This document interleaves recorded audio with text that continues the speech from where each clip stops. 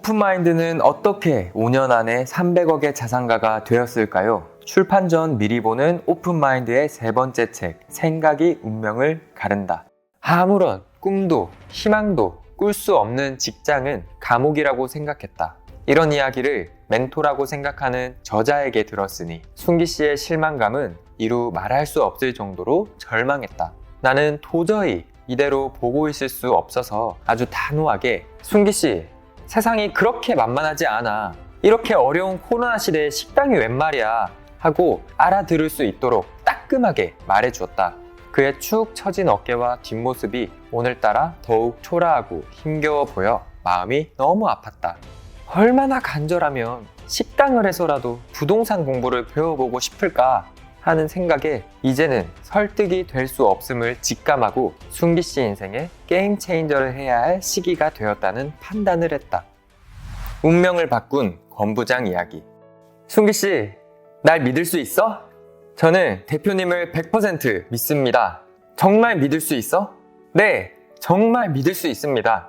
그럼 순기 씨가 꿈꾸는 그 꿈, 내가 이뤄줄게. 내일부터 당장 출근해. 2022년 12월 말, 지금은 우리 회사의 권부장이 된 순기 씨와 전화로 나눈 짧은 대화이다.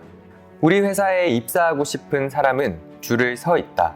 이유는 두 가지 정도로 압축할 수 있는데, 첫째, 부동산에 대한 엄청난 노하우를 배우고 싶다는 것과 둘째는 일반 기업에서 받기 힘든 연봉을 받을 수 있기 때문이다.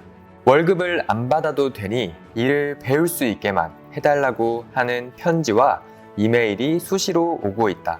유튜브 방송과 2권의 지필한 책을 읽고 드디어 가슴 떨리는 일을 찾았다고 꼭 만나고 싶다고 연락이 오기도 한다.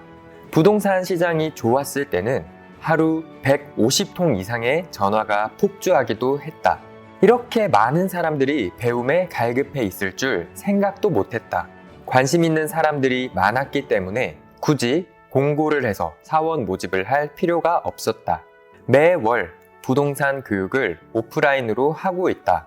비싼 유료 교육이지만 단 한 번도 모집이 미달된 적이 없다.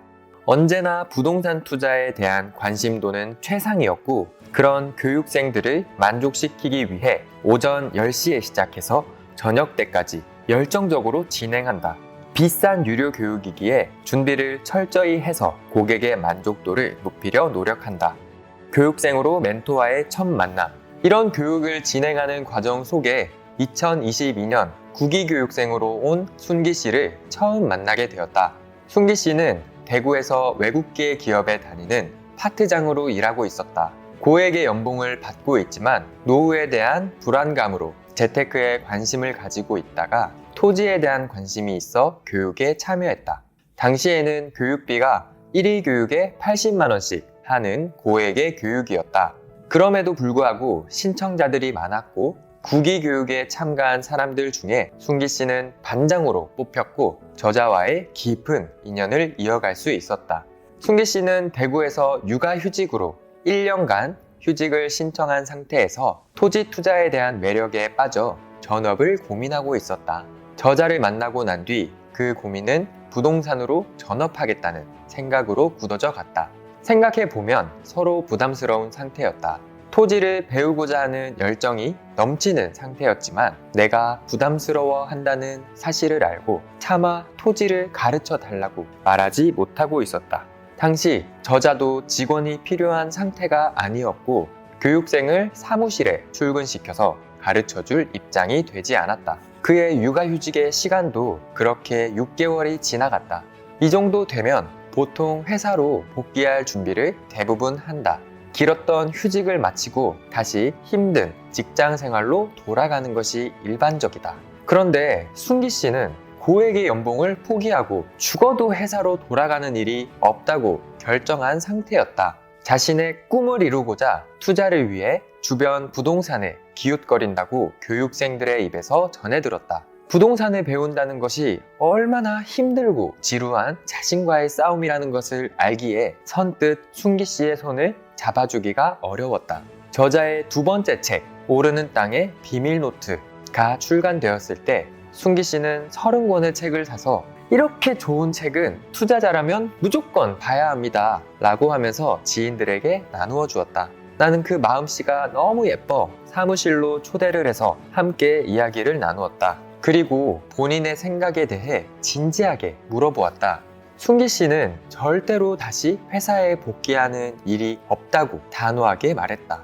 이미 평택에 집을 마련했고 자신의 삶을 직장 생활로 보낼 수 없다는 확고한 의지를 확인할 수 있었다. 주변을 돌아보지 않으면 본질을 잊어버릴 수 있다. 당시 순기 씨는 무급휴직이라 투자할 자금으로 생활하고 있었고 투자금도 줄어들고 있는 상황이라 이것을 극복하기 위해 김치찌개 식당을 개업할 계획을 세우고 있었다. 식당을 운영하면서 나오는 수익으로 부동산 투자를 이어가겠다는 의지를 꺾을 수 없었다. 나는 식당이 얼마나 힘든 일인지 너무나 잘 알고 있기에 절대적으로 말렸다. 식당을 한다는 것은 잘 될 수도 있지만 대부분 망하고 나오는 것을 주변에서 확인했기에 절대로 하면 안 된다고 신신당부했다. 그러나 순기 씨는 아무런 대답도 하지 않고 대표님 고민해 보겠습니다 라는 말을 하며 헤어졌다. 그 후 2달이라는 시간이 지나고 함께 교육을 받았던 교육생으로부터 연락이 왔다. 대표님, 순기 씨가 평택에 식당을 개업하려고 이번 주에 계약할 것 같습니다 라는 말이 들려왔다. 순간 나는 가슴이 덜컥 내려앉았다. 지혜로운 사람이라 현명하게 결정할 것이라고 생각했는데 결국 일을 저질렀구나 하는 생각으로 머리가 복잡해졌다. 순기 씨는 구기 교육생 중 반장으로 마음이 따뜻했고 정이 많은 사람이라 동생 같은 마음으로 올바른 길로 인도해야겠다고 생각했다. 나는 순기 씨를 다시 불렀다. 일과 끝나고 저녁 때 농장 사무실로 와서 고기를 구우며 이야기 좀 하자고 했다. 순기 씨는 그동안 마음고생을 해서인지 기가 푹 죽어 있었다. 주변 여러 사람들을 통해 코로나 시대에 식당을 하면 무조건 망한다는 이야기를 귀에 딱지가 않도록 듣고 있었던 것이다.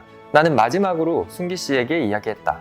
순기 씨, 이럴 거면 직장으로 돌아가. 뼈를 때리는 말이었다. 순기 씨 입장에서 보면 꿈이 산산조각나는 이야기였다. 아무런 꿈도 희망도 꿀 수 없는 직장은 감옥이라고 생각했다. 이런 이야기를 멘토라고 생각하는 저자에게 들었으니 순기 씨의 실망감은 이루 말할 수 없을 정도로 절망했다. 나는 도저히 이대로 보고 있을 수 없어서 아주 단호하게 순기 씨, 세상이 그렇게 만만하지 않아. 이렇게 어려운 코로나 시대에 식당이 웬 말이야 하고 알아들을 수 있도록 따끔하게 말해주었다. 그 당시에는 서운할 수도 있겠지만 한 가정이 위태로운 상황이 될 수도 있겠다는 생각에 힘주어 이야기를 했다.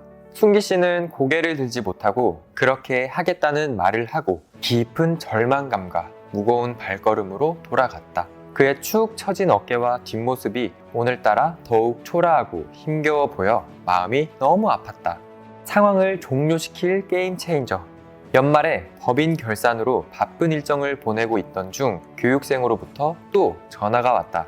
대표님, 순기 씨가 대표님 말을 안 듣고 식당을 계속 진행시키고 있습니다 라고 알려왔다.